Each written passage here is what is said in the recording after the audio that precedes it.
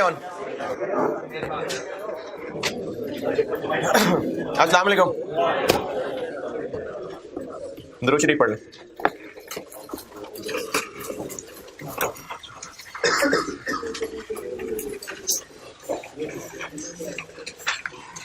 सवाल लिखें।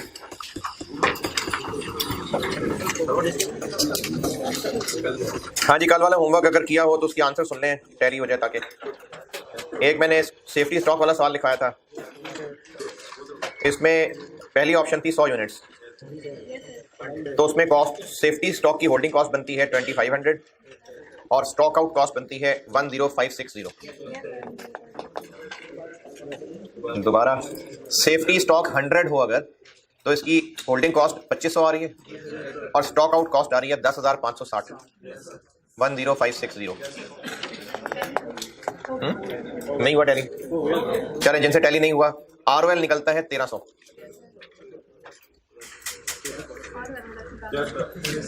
ROL 1300 बनता है। एवरेज इंटू एवरेज करेंगे तो वो 1200 है और उसमें 100 सेफ्टी स्टॉक ऐड कर लेंगे तो ROL 1300 बन जाएगा। और ऑप्शन दूसरी थी सेफ्टी स्टॉक 300 यूनिट्स, उस पे ROL आ रहा है 1500। सेफ्टी स्टॉक की होल्डिंग कॉस्ट बन जाएगी 7500 और स्टॉक आउट कॉस्ट 0, तो ये 300 बेहतर है। ये था सेफ्टी स्टॉक वाला सवाल। नहीं गया। खान लिमिटेड वाला भी एक सवाल था, उसमें कोई मसला है? जब उन्होंने कहा है 450 करें तो करें, या तो हमने खुद से ऑप्शंस क्रिएट करनी होती तो हम इग्नोर करते हैं। जब वो कह रहे हैं कि इन ऑप्शंस को करें तो फिर करें, है जी।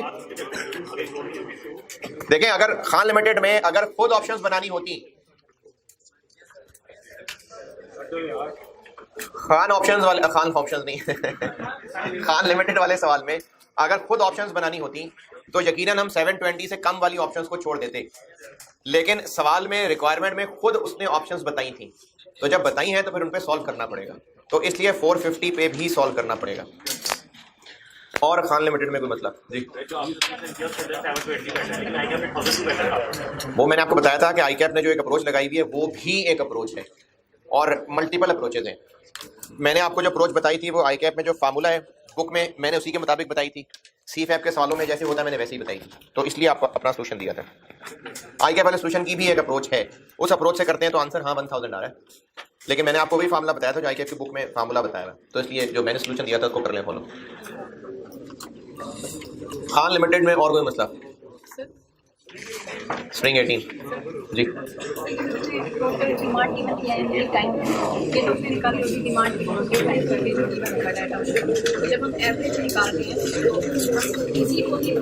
जी जी, क्योंकि नॉर्मली हमें डिमांड पर डे अलग दी होती है, डेज अलग दिए होते हैं। अब तो हमें बस टोटल मिला के दे दिए हैं डिमांड ड्यूरिंग लीड टाइम, हमें डिमांड और लीड टाइम अलग अलग तो नहीं दिया। ये उसने जरूर लिखा है कि नॉर्मली 1 महीना लगता है, लेकिन इसे कम ज़्यादा भी लग सकता है, तो उसने डिमांड ड्यूरिंग लीड टाइम करके ही हमें फिगर्स दी हैं। हम खुद एवरेज इनटू एवरेज तब करते थे जब डिमांड पर डे अलग बताई हो और लीड टाइम अलग बताया हो। वो वही किया हुआ था मंथ वाला ही 720 यानी जो उसने डिमांड ड्यूरिंग लीड टाइम बताई है उन्हीं को हम लोग एवरेज कर लेंगे तो वो average demand during lead time बन जाएगी। खान लिमिटेड सवाल लिखें। Time taken for first unit, time for first unit. अच्छा, फर्स्ट यूनिट आज का फर्स्ट यूनिट, इस साल का फर्स्ट यूनिट। अगर ये हम एक वर्कर की बात कर रहे हैं तो उसने उस प्रोडक्ट का जो जिंदगी में पहला यूनिट बनाया था। अगर हम ये एक बिजनेस की बात कर रहे हैं तो उस बिजनेस ने जो इस प्रोडक्ट का पहला यूनिट बनाया था, चाहे वो 70 साल पहले ही क्यों ना बनाया हो, तो ये हमेशा वो पहले वाले यूनिट का टाइम होगा। टाइम फॉर फर्स्ट यूनिट 50 घंटे। इन्वेंटरी मैनेजमेंट खत्म हो गई, कल खत्म कर दी थी। इन्वेंटरी मैनेजमेंट खत्म हो गई है जी? समझ नहीं आई बात? हाँ, इन्वेंटरी मैनेजमेंट खत्म हो गई है। 50। कल जो लर्निंग कर्व शुरू कराया था उसका सवाल लिखवा रहा हूं। Time taken for first unit 50 hours, learning rate 90%,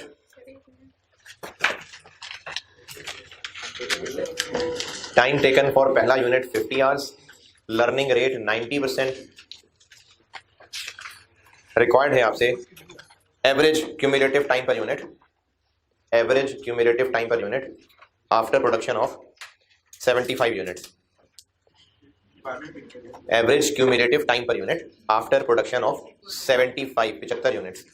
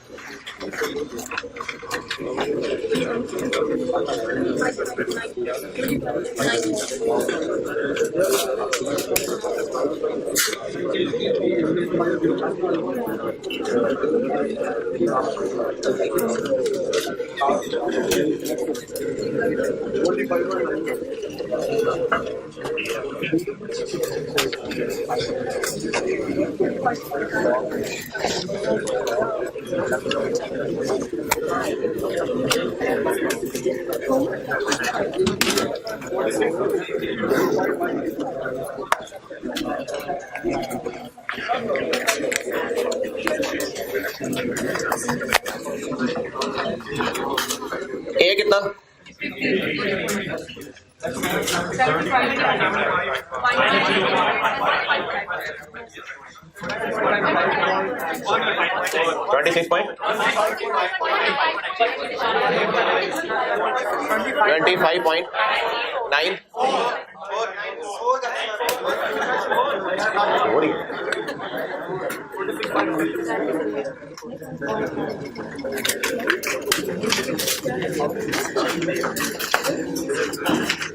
25.94 hours में 75वां यूनिट इतने में बना।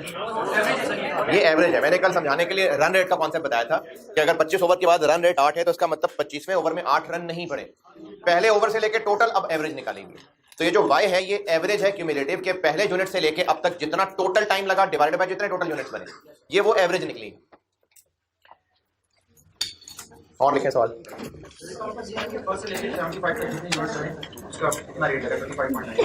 कितना रेट लगा है, कैसे, यानी हर एक पे इतना रेट लगा? असल में तो किसी पे इतना टाइम नहीं लगा, असल में तो नहीं है। लेकिन अगर एवरेज निकाली जाए कि टोटल इतने टाइम में 75 यूनिट्स बने तो ऑन एन एवरेज कितना टाइम लगा, तो हाँ ये वो। असल में एक यूनिट पे भी इतना टाइम नहीं लगा, लेकिन total time divided by total units ये बिल्कुल लगा होगा। बिल्कुल सबसे ज्यादा टाइम लगा पहले यूनिट पे, फिर उसके बाद टाइम इंप्रूव होता चला जा रहा है। नहीं, लर्निंग में तो इंप्रूवमेंट ही हो रही है ना, इंप्रूवमेंट ही हो रही है। अच्छा, कल वो किसी ने पूछा था, पता नहीं मैंने बोर्ड पे बनाया था कि नहीं बनाया था, किसी ने पूछा था कि उसको लर्निंग कर्व क्यों कहते हैं। तो लर्निंग कर्व इसलिए कहते हैं कि अगर वर्कर के एक्सपीरियंस और उसके एवरेज टाइम पर यूनिट को ड्रॉ करें तो जैसे जैसे उसका एक्सपीरियंस बढ़ता जा रहा है उसका टाइम पर यूनिट कम होता जा रहा है, और एक वक्त आएगा कि वो नेगेटिव में चला जाएगा। नहीं, नेगेटिव में नहीं जाएगा। तो ये कर्व, ये लर्निंग कर्व है। और लिखे सवाल, इसमें बताएं कुछ पूछना है।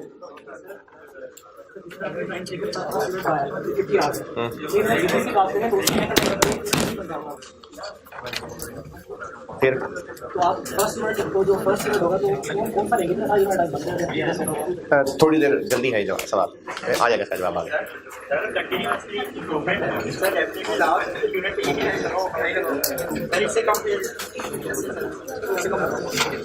पहले पे बहुत ज्यादा टाइम लगा था, हाँ जी, लेकिन वो इतना नहीं है। पहले यूनिट में जितना टाइम लगा था अब वो कम होता जा रहा है। एवरेज तो ये एवरेज है।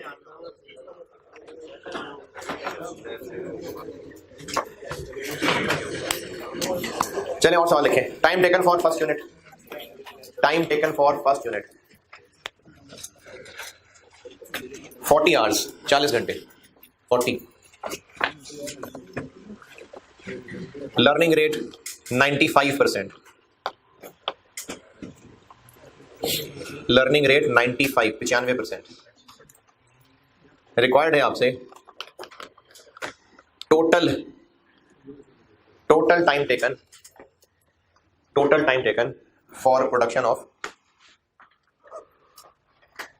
120 units, total time taken for 120 production of 120 units.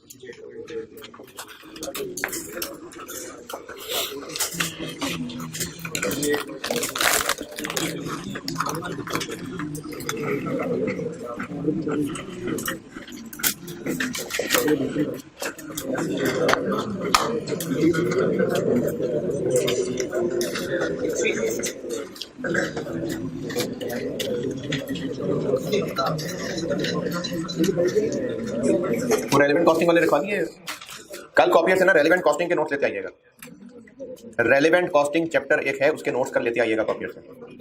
तब से कह रहा हूं है जी। हाँ, ये तो छोटा सा पोर्शन था चैप्टर का जो मैंने डिसीजन मेकिंग के लिए रखा हुआ था।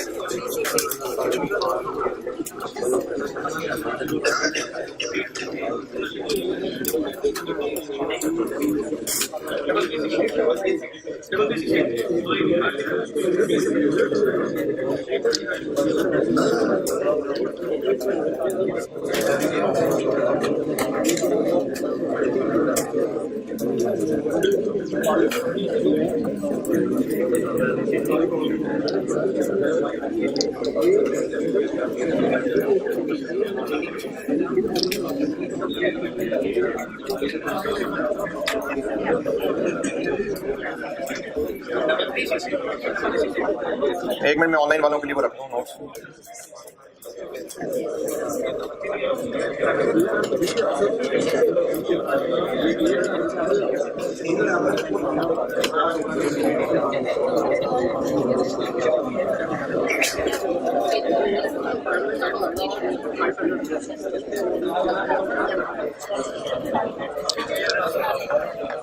हाँ जी,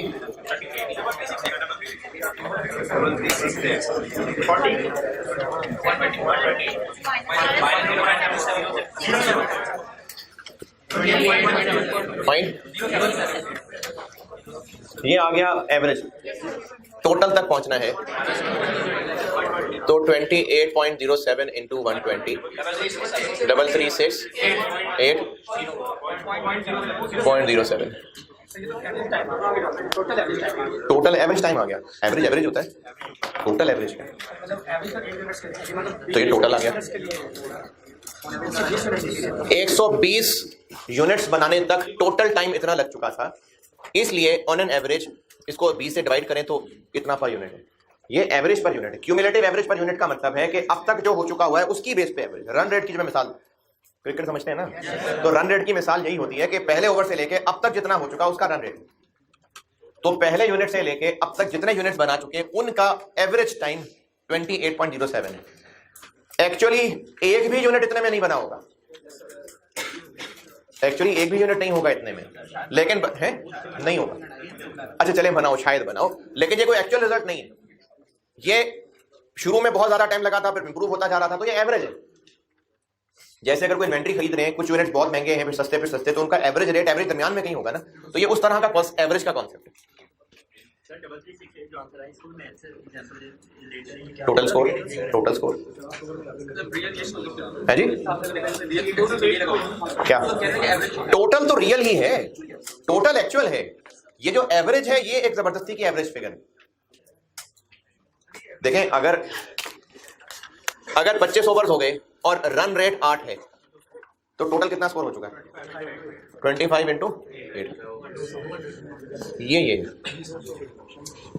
टोटल 25 ओवर्स होने तक स्कोर इतना है। इसकी बेस पे ये एवरेज निकला हुआ है। असल में हो सकता है एक भी ओवर में 8 रन ना पड़े, लेकिन 25 ओवर्स में 200 रन होना ऐसे ही है जैसे हर ओवर में 8। क्या बात? 200 भी एक्चुअल है, 25 भी एक्चुअल है, मल्टीप्लाई भी असली वाला है, इक्वल भी असली वाला है। बस ये जो 8 है ये इनके ऊपर बस एक एवरेज निकाली हुई फिगर। क्या बात? ये एस्टिमेशन में काम आता है। ये जो भी हम सवाल करेंगे ना, उन सवालों से आइडिया हो जाएगा कि इसका क्या फायदा है। चलें और लिखें सवाल।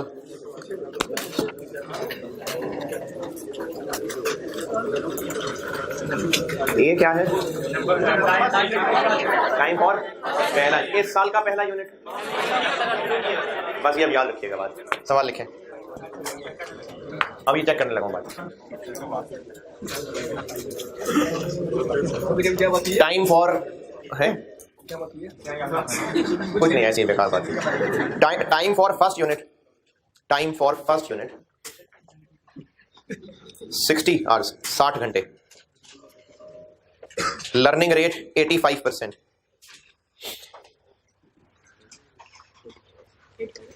85% टोटल प्रोडक्शन अप टिल 31 दिसंबर 21।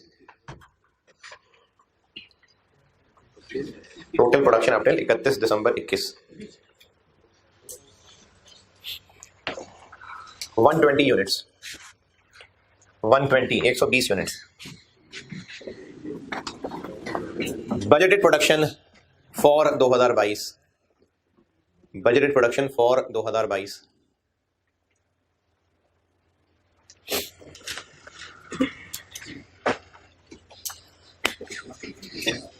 45 यूनिट्स, 45 यूनिट्स।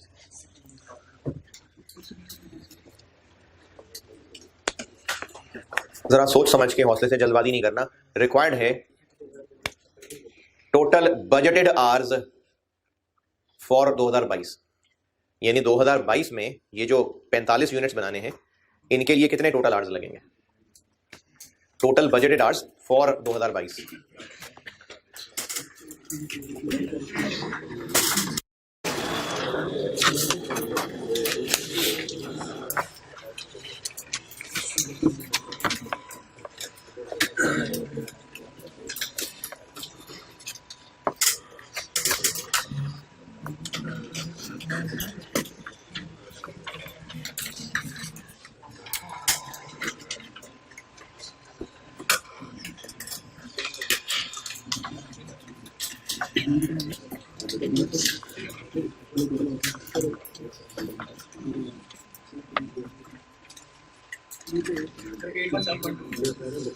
Grade 1 7.2। अच्छा,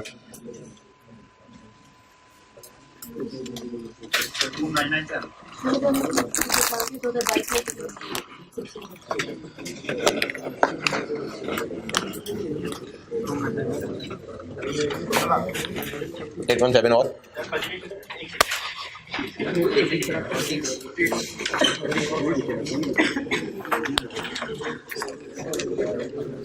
कल आए थे।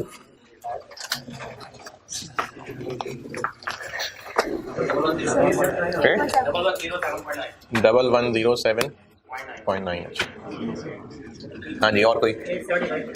87 9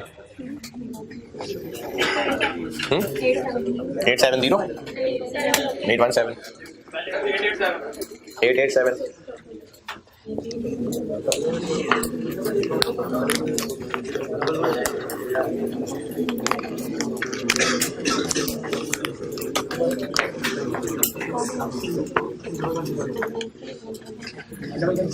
11।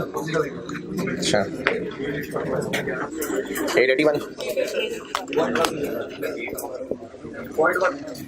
खैर 8346 684 9। असल में आप ही रहेंगे, अभी बोलियां लगा रहे हैं। 950 654।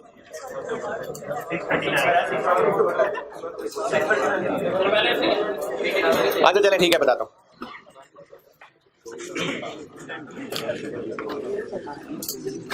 इस फार्मूले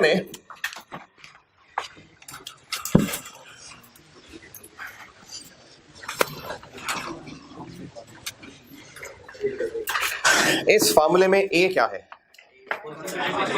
2022 का पहला यूनिट। इस फार्मूले में ए रखने का मकसद ये है कि ये फार्मूला जो भी कैलकुलेशन करेगा वो हमेशा पहले से गिनना शुरू करेगा। अगर आपको पता है कि 2022 में कितनी प्रोडक्शन होनी है, तो जो लोग ये सोच रहे हैं कि हमें पता तो है कि हम बस सोच ही 45 को रहे और यहाँ 45 रख लेंगे, तो वो फार्मूले को थोड़ी पता क्या पता सोच रहे हैं। वो जो आंसर निकाल के देगा वो पहले 45 का आंसर निकाल के देगा। तो जिन्होंने x 45 रखा है गलत है।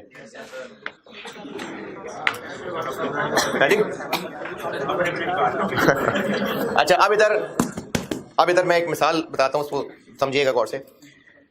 हाइट नापने के लिए एक स्केल होता है, स्टैंड है, उस पर खड़े हो जाए जाके।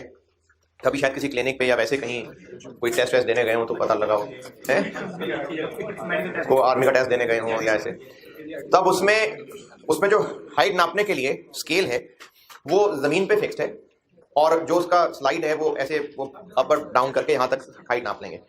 वो जो हाइट नापेगा स्केल, वो गिनना कहाँ से शुरू हुआ होगा? शुरू क्या है? जमीन, क्योंकि वो जमीन पे फिक्स्ड है, उसने जमीन से ही गिनना है।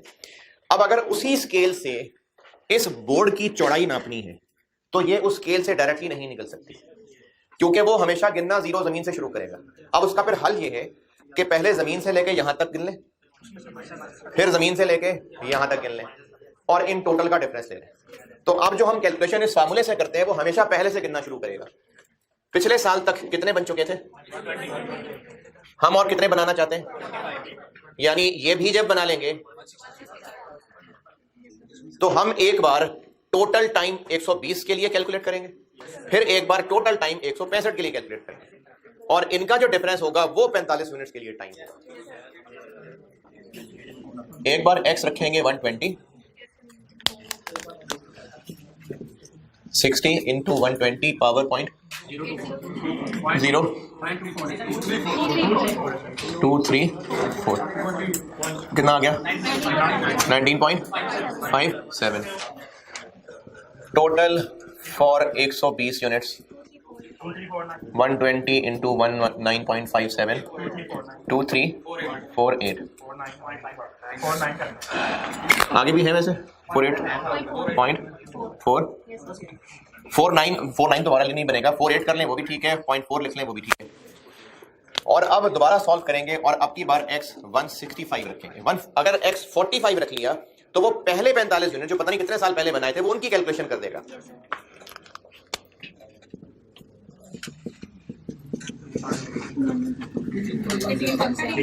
$18.17 और टोटल फॉर 165 यूनिट्स 165 इंटू 18.17 2997.4। तो 2022 के बजटेड आवर्स कितने हो गए इन दोनों का डिफरेंस?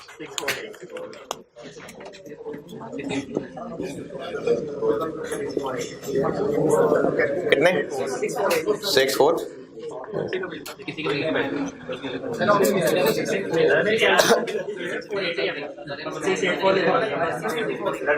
राउंडिंग ऑफ का डिफरेंस।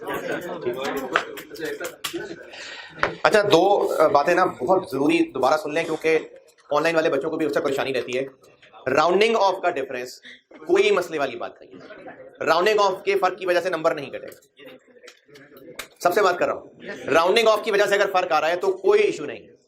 दूसरा बहुत ही अहम सवाल, अगर कोई एक गलती कोई कैलकुलेशन करते हुए हो गई है तो आगे उसका जहां जहां इफेक्ट जा रहा होगा वो भी गलत हो गया होगा। नहीं, कैलकुलेशन के एतबार से तो गलत हो गया ना। तो ऐसा नहीं है कि कोई एक गलती ही हुई और उसने वही पेपर फाड़ के फेंक दिया कि आगे जाने नहीं है।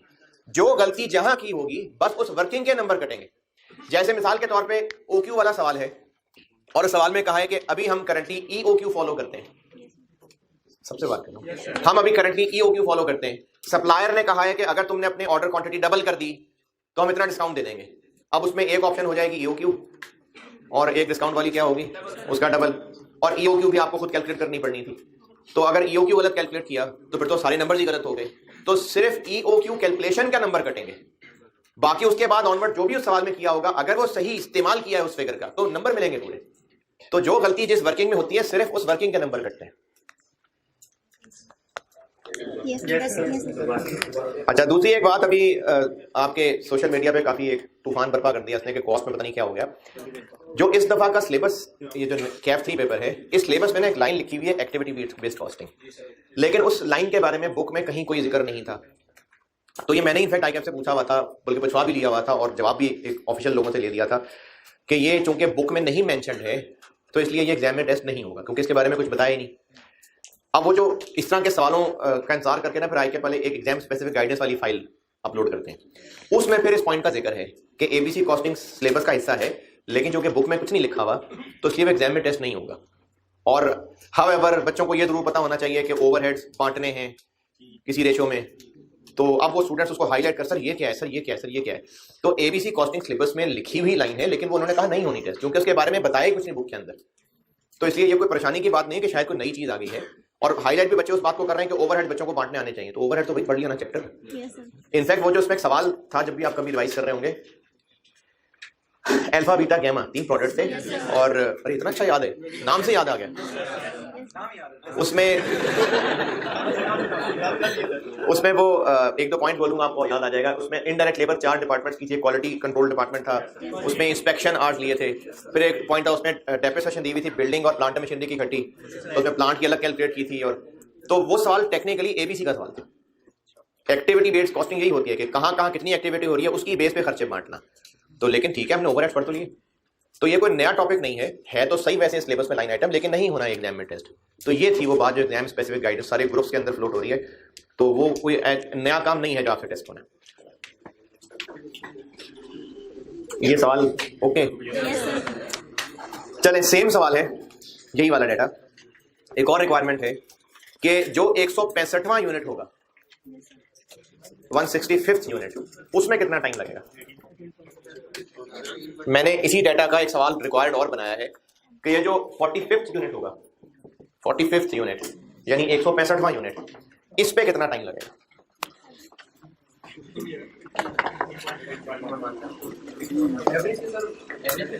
अगर 25 ओवर के बाद रन रेट 8 है तो इसका मतलब 25 ओवर में 8 रन पड़े? नहीं, आखिरी ओवर में कितने रन पड़े ये पूछा। मैंने पूछा है कि 45वां यूनिट कितनी देर में बनेगा, उसका जवाब 18.17 नहीं है। क्या कहा था कल पूछा था, तो आज आ गई ना कल।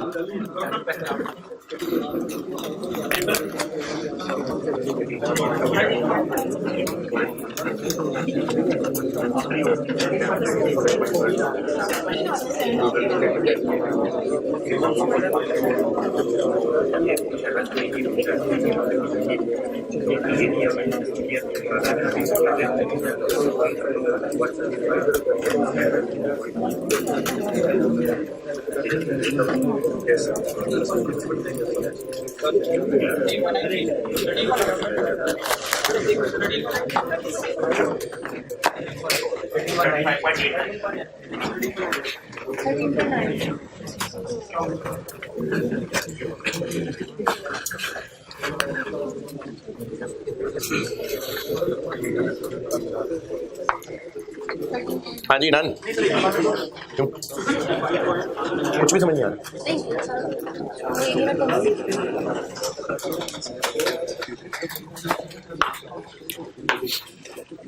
ये क्या चीज है? 165 यूनिट्स के लिए टोटल टाइम, 120 के लिए टोटल टाइम, इनका डिफरेंस लेंगे तो दरमियान वाले 45 यूनिट का टोटल टाइम। अब मैंने पूछा है सिर्फ 165वें यूनिट का टाइम।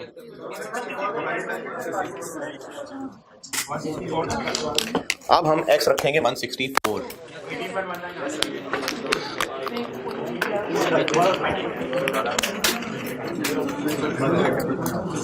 $18.19 सवाल ही समझ नहीं आया।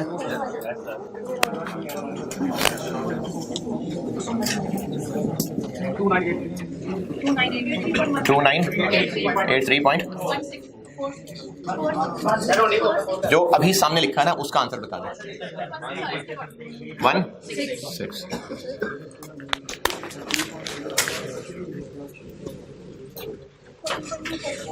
14 पॉइंट। अब ये 14.254 क्या चीज है?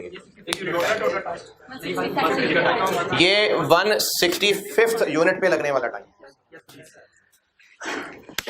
24 ओवर्स होने तक टोटल स्कोर 127 हुआ था। जब 25 ओवर्स टोटल हो चुके थे तो टोटल स्कोर 136 हो गया था। इनका डिफरेंस क्या होगा? वो 25वें ओवर में जो स्कोर पड़ा, ये निकला टोटल टाइम है। जब 165 यूनिट्स टोटल बन चुके थे तो इतना टोटल टाइम लग चुका था, और जब 164 यूनिट्स टोटल बने हुए थे तो इतना टाइम था। तो इसमें उसमें फर्क किस वजह से आया है?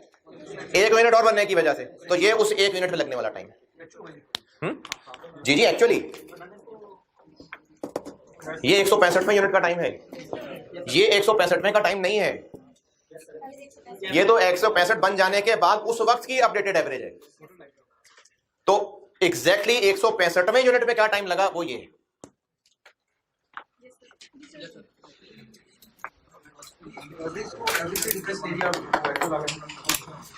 एवरेज को एवरेज से कब डिफरेंस नहीं है? ये एवरेज है, ये टोटल है। लेकिन ये टोटल है, वो तो हमने चले रिवर्स है। ये एक्चुअल टोटल है। 25 ओवर हो गए, रन रेट 6 है, टोटल स्कोर कितना? 150। 25 ओवर में एग्जैक्टली 150 ही रन हुए, ये एक्चुअल है। रन रेट 6 का क्या मतलब है? On an average her over में 6। तो क्या असल में हर ओवर में 6 पड़े? ये असल फिगर नहीं है, लेकिन ये असल फिगर है। तो लेकिन निकाला तो 25 × 6 करके। वो चले हम रिवर्स हैं। असल में ये एक ख्याली फिगर है कि ऑन एन एवरेज ये हो रहा होगा। ये भी एग्जैक्ट फिगर है, ये भी एग्जैक्ट फिगर है। क्या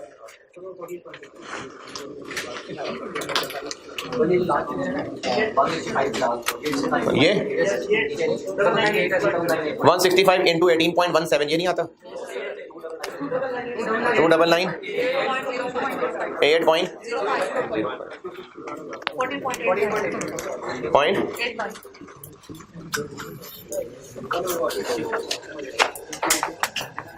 और लिखे सवाल।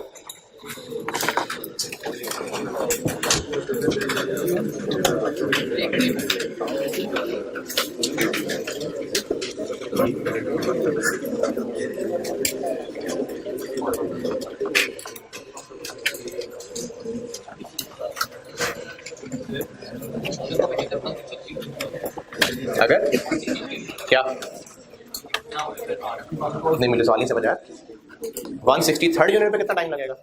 अगर 163rd यूनिट का टाइम निकालना हो तो एक बार 163 और एक बार 162, उससे 164 का टाइम निकलेगा।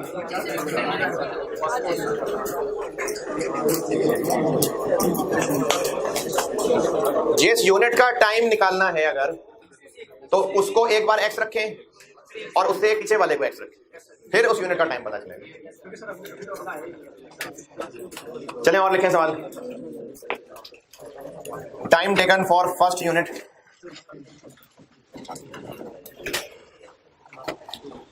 Time taken for first unit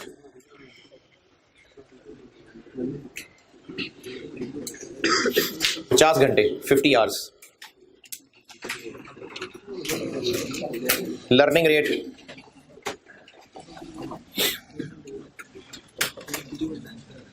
80%, 80%।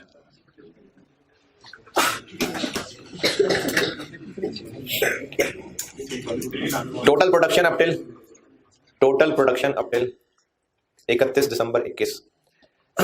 Total production up till 31 December 21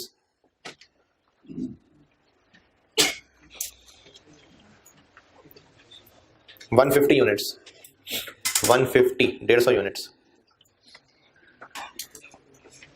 budgeted production for 2022, budgeted production for 2022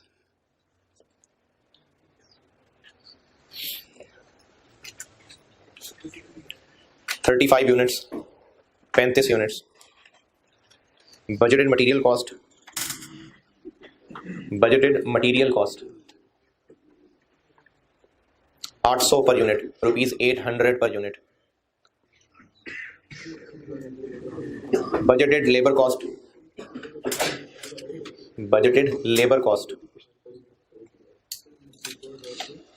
120 per hour, 120 रुपए पर आवर।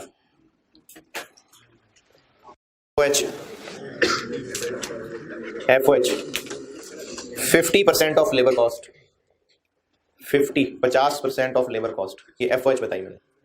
50% रिक्वायर्ड है आपसे budgeted cost of goods manufactured,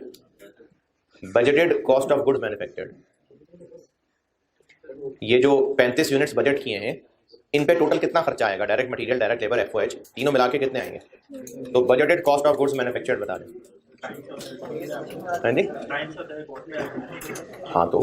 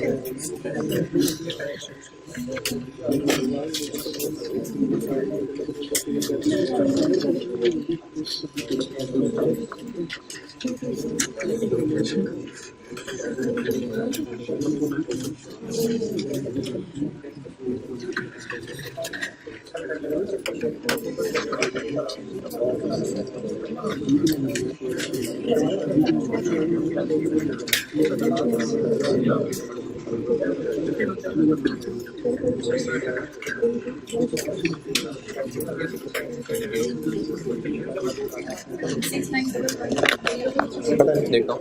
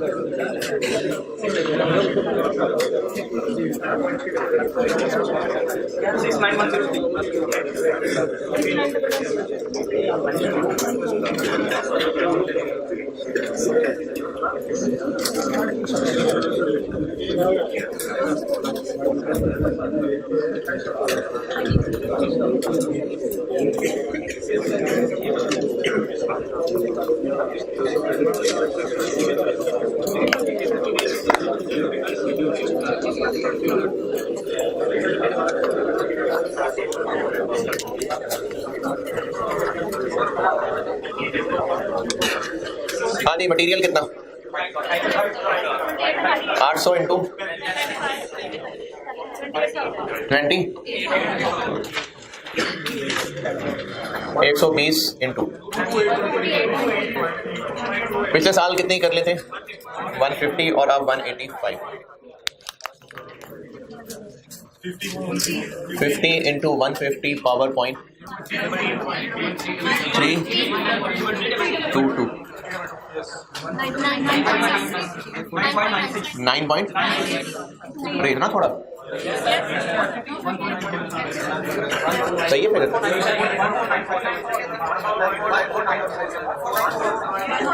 149 point ले रहने दे, पॉइंट रहने दे, खैर चले।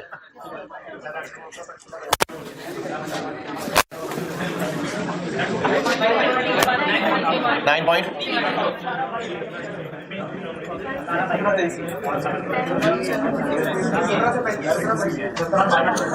17।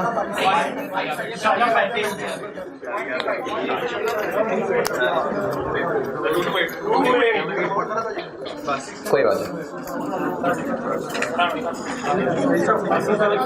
27।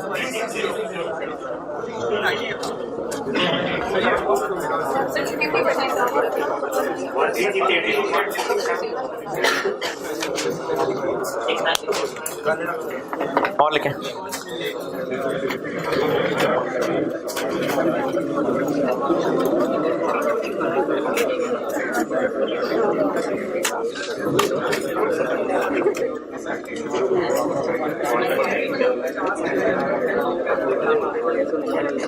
कोई बात नहीं, 150 यूनिट्स भी तो हो गया ना, तजुर्बा हो गया था। नहीं तो लर्निंग रेट भी तो 80% है ना, नहीं होता होगा इतना। ओके चलें और लिखें सवाल।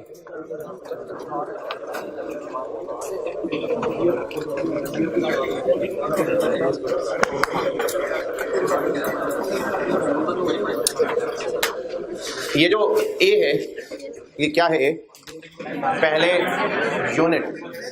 ये तब की बात है अगर एक एक यूनिट एक दफा में बनता है। तो जैसे अगर बिजनेस है तो बिजनेस तो एक वक्त में 1 यूनिट नहीं बना रहा होगा। इसी तरह से अगर वर्कर एक इंडिविजुअल की भी बात कर लें तो हो सकता है वो एक वक्त में 1 से ज्यादा यूनिट बनाता हो। जैसे बेकरी है तो उसमें जो वर्कर होगा वो उसने अगर बिस्किट्स बनाने तो एक ट्रे के अंदर वो एक एक बिस्किट थोड़ी रख के बेक करेगा उसको। एक ट्रे में हो सकता है 40 बिस्किट्स हो और फिर वो एक ही वक्त पे वो 40 बिस्किट्स बन रहे हैं। तो जहां पर प्रोडक्शन बैचेस में होती है तो फिर लर्निंग किस पे अप्लाई होगी? बैच। ए क्या होगा फिर? पहले बैच का टाइम और एक्स नंबर ऑफ बैचेस। ठीक है, लिखें सवाल। Time taken for first batch. Time taken for first batch.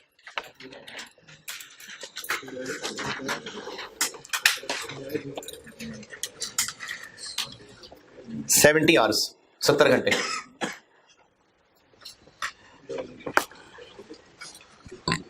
Total production up till 31 December 21। Total production up till 31 December 21।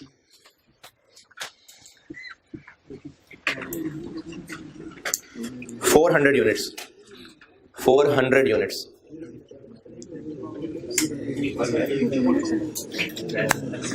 Budgeted production for 2022 की budgeted production 80 units, 80 units.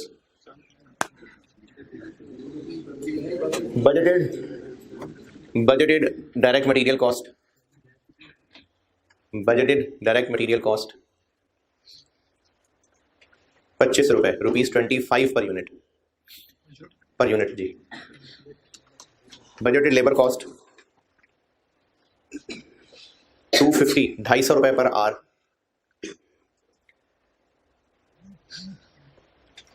FOH 40 रुपए per hour. FOH है ₹40 per hour. Production is made in batches. Production is made in batches of 20 units each. 20 units each. यानी हर batch में 20 units बनते हैं. Required है budgeted cost of good manufactured है जी. Learning rate नहीं बताया 90%. लर्निंग रेट 90% है, 90%. रिक्वायर्ड जी budgeted cost of good manufactured.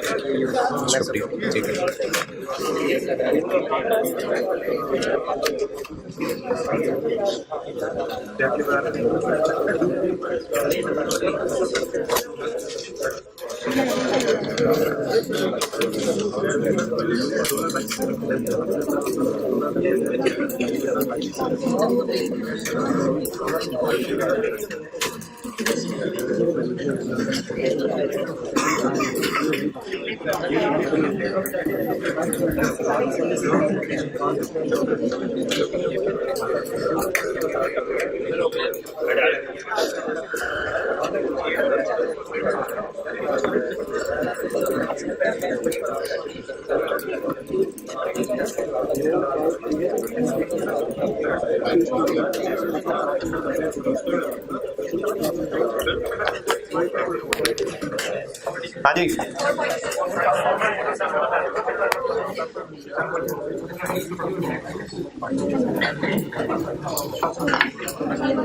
कितने यूनिट्स बजट है? 80। Material cost 25।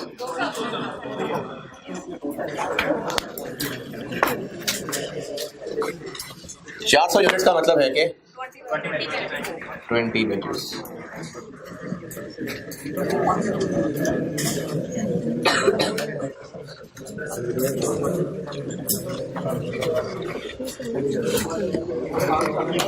$400 का मतलब है 20 batches. 70 into 20 power point 15 point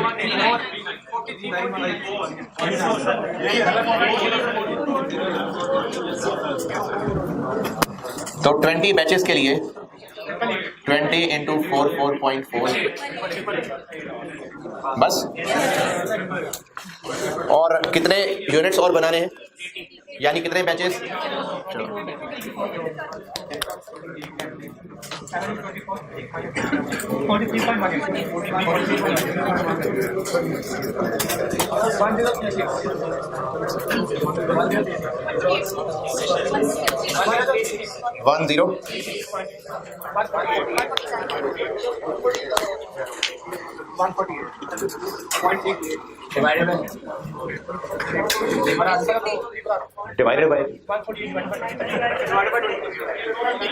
148 hours है बस। आवर्स है, डिवाइड किस बात से?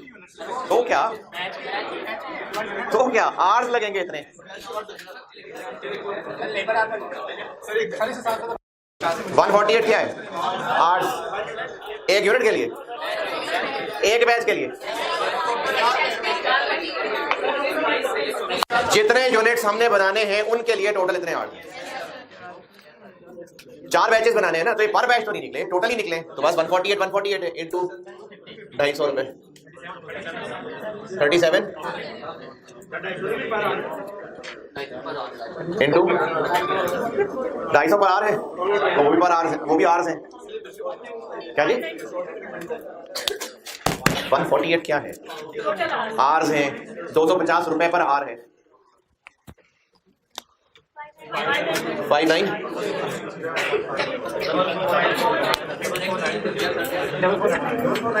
ठीक। क्यों करेंगे पर बैच? ये मैंने कब कहा है पर बैच? मैंने आपसे कहा है 2022 की कॉस्ट ऑफ गुड्स मैन्युफैक्चर्ड बता दें मुझे। पर बैच मैंने कब बोला?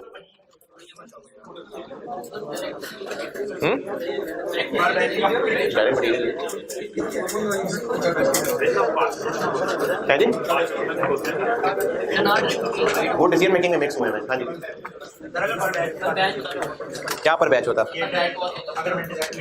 मटेरियल पर बैच होता? पर बैच निकालना होता तो उसको डिवाइड बाय 4 कर देते। क्या जी? पर बैच, इनफैक्ट पर बैच निकालना ही क्यों होता? क्यों पर बैच क्या करना है उन्होंने? देखे हर बैच में टाइम डिफरेंट लग रहा है। क्या हुआ? 2000 मटेरियल है, 37,000। ये आपको ये कोचिंग पढ़ाते हुए कितना मटेरियल लग रहा है कॉलेज का? मेन तो सर्विस ही लग रही है ना, तो हो सकता है लेबर। हर बैच का टाइम सेम क्यों होगा? फर्क होगा ना, लर्निंग है। हाँ हाँ, तो नहीं करेंगे ना, मैंने खुद ही तो अभी तो कह दिया क्यों होगा, पर बैच क्यों पूछा होगा? जी जी जी बोलिए। नहीं निकालना होता, नहीं निकालना होता, गलती होगी, नहीं पर बैच करना होता। फिर वही बात, पर बैच नहीं निकालना होता ना, पर बैच। अगर इस कॉस्ट को आगे मजीद पर यूनिट करना हो तो 80 से डिवाइड कर देंगे। अगर पर यूनिट करना ही है तो 80 से डिवाइड कर देंगे। क्या जी? मल्टीप्लाई क्यों करेंगे? तो फिर दोबारा मल्टीप्लाई करना है तो फिर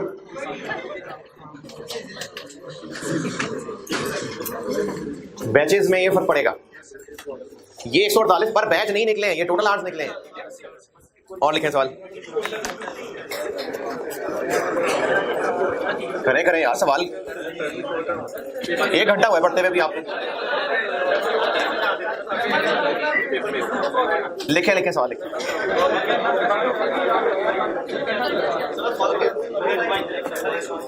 time taken for first unit, time taken for first unit.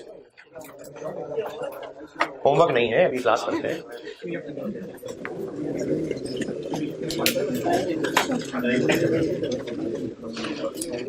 Time taken for first unit है जी, चलें 50 घंटे, 50 hours. Learning rate 90%, learning rate 90%। Total production up till 31 December 21। Total production up till 31 December 21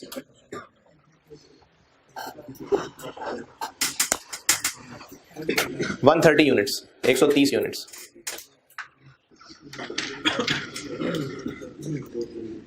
budgeted production for 2022, budgeted production for 2022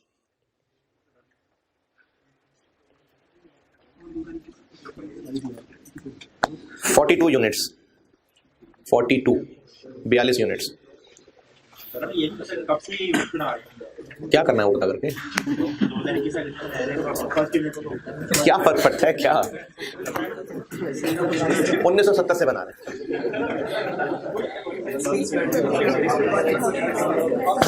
अच्छा, production बढ़ती जाएगी, experience बढ़ता जाएगा, तो ये एवरेज कम होते होते 0 तक चला जाएगा, वक्त आएगा। तो फिर ये एक इंप्रूव्ड तरीन शक्ल पे पहुंच के फिर वहीं रुक जाएगा या दोबारा बढ़ना शुरू हो जाएगा। लर्निंग विल स्टॉप, सवाल चल रहा है अभी। Learning will stop, learning will रुक जाएगी, learning will stop, learning will stop after production of, learning will stop after production of 160 units, 160 units. Learning रुक जाएगी 160 यूनिट्स जब पूरे होंगे तो। यानी सबसे कम यूनिट आखिरी बार, सबसे कम टाइम आखिरी बार किस पे लगा होगा? 160। उसके बाद बढ़ना शुरू हो जाएगा। उसके बाद कितना लगेगा? जितना 160th पे लगेगा। ठीक, चले, रिक्वायर्ड है जी आपसे रिक्वायर्ड है बजटेड। कोई बात नहीं यार, ये तो मैंने टाइम बढ़ाने का सोच रहा हूँ। एक्स्ट्रा क्लासें कितने को करूँगा? करनी है, एक्स्ट्रा क्लासेस जरूरी है, बहुत जरूरी है, करनी है। सैटरडे तो पक्की है ही है, एक और शायद बीच में। कल मैंने FR 1 रखी हुई है।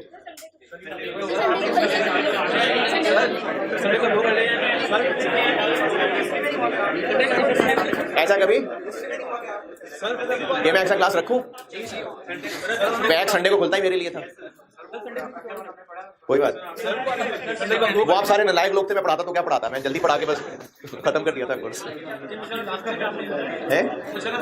नहीं, आप लोग बहुत लाइक थे, आप जल्दी खत्म कर देते थे चीजें। अच्छा, required budgeted labour hours, budgeted labour hours 2022 के बजटेड लेबर आवर्स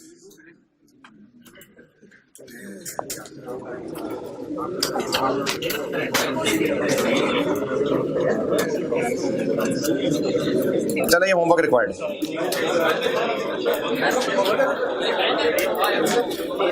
होमवर्क हाँ है।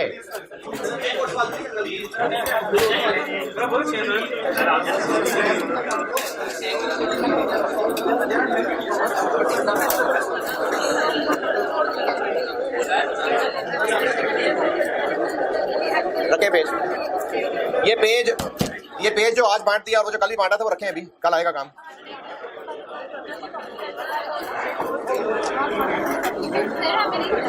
कल मिल जाएगा।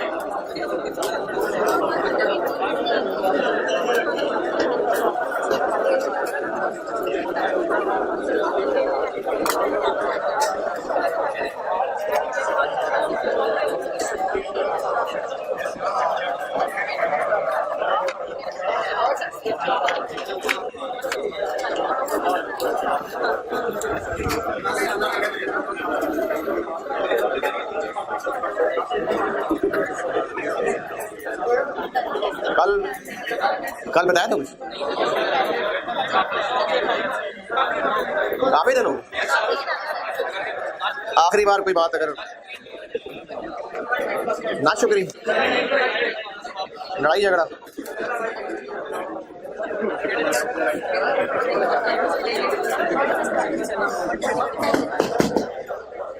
हया पे नहीं की थी मैंने बात।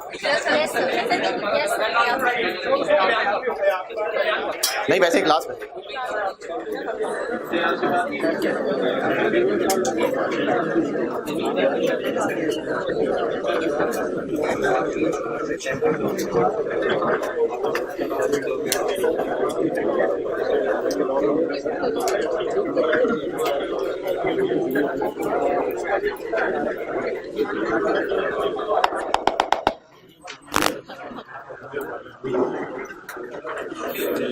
शर्मो हया का मतलब होता है समझने में कि अगर हम अपनी कोई खामी, कोई बुराई, कोई और ऐसी चीज़ जो हम नहीं चाहते कि एक्सपोज हो, तो उसके एक्सपोज होने से हम घबरा रहे हो, ये हया है।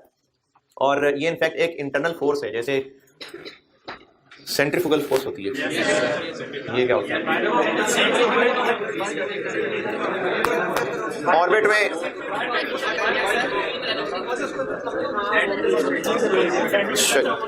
है जी, वो क्या होती है? अच्छा चले ठीक है। तो ये यार बात कर रहा हूँ तो सुन लें। ये जो शर्म है ना, ये अंदर से एक ताकत है जो इंसान के अंदर झिझक, लिहाज पैदा करती है। जैसे आप में से अगर कोई स्मोकर है, यकीनन होंगे, शर्म आनी चाहिए वैसे लेकिन अगर स्मोकर हैं और बड़ों के सामने, उस्ताद के सामने, वालिद के सामने नहीं पी रहे होते, तो ये हया ही है। और इसी तरह से अगर छुप के गुनाहों में इन्वॉल्व हैं तो ये भी इनफैक्ट हया ही है कि आम नहीं कर रहे हैं इस बात को।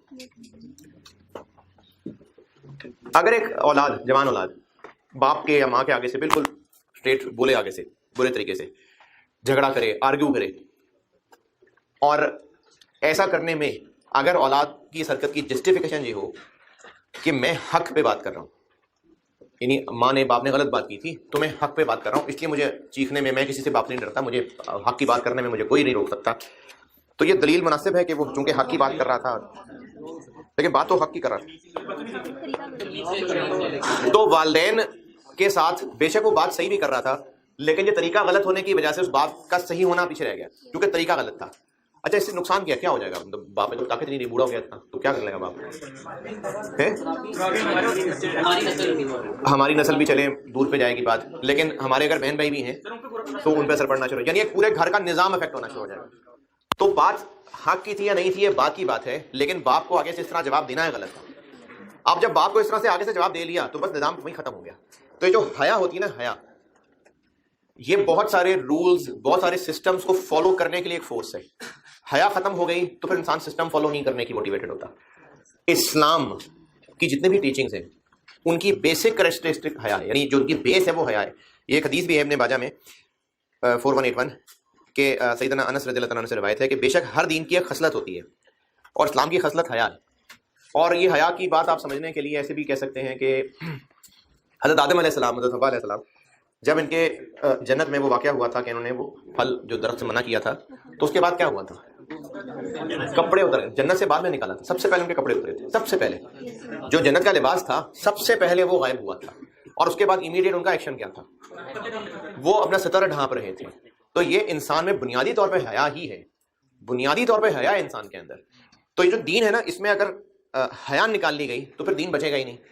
हमारे मीडिया ने, हमारे अपने लोगों ने बहुत गुडमट कर दिया, बच्चे को कॉन्फिडेंस सिखाने में बेहया कर दिया। कॉन्फिडेंस और बेहयाई में फर्क होता है, हया वाले होने में और लैक ऑफ कॉन्फिडेंस होने में फर्क होता है। तो ये फर्क करना पड़ेगा। कैसे फर्क पता चलेगा? जो दीन के अहकाम है, इनफैक्ट वो सारे हया वाले अहकाम ही हैं, और हया फॉलो करने में कॉन्फिडेंस की खराबी नहीं हो रही होती। यानी अगर कोई हया करता है, शर्म हया करता है, तो उसमें कॉन्फिडेंस की खराबी नहीं है।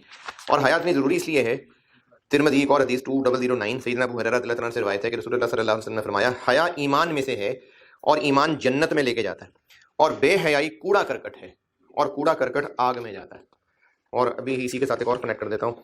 बुखारी 6120 सैयदना अबू मसूद रज़ियल्लाहु अन्हु से रिवायत है, बेशक अगले पैगम्बरों का जो कलाम लोगों को मिला उसमें यह भी है कि जब तुम में हया ना रहे तो फिर जो जी चाहे करो। क्योंकि अगर हया नहीं है ना, तो फिर इंसान फिर अल्लाह की नहीं मानेगा, फिर रूल से वो बिल्कुल आरी हो जाता है। तो जब तुम में हया ना रहे तो फिर जो जी चाहे करो। कल मुलाकात करेंगे।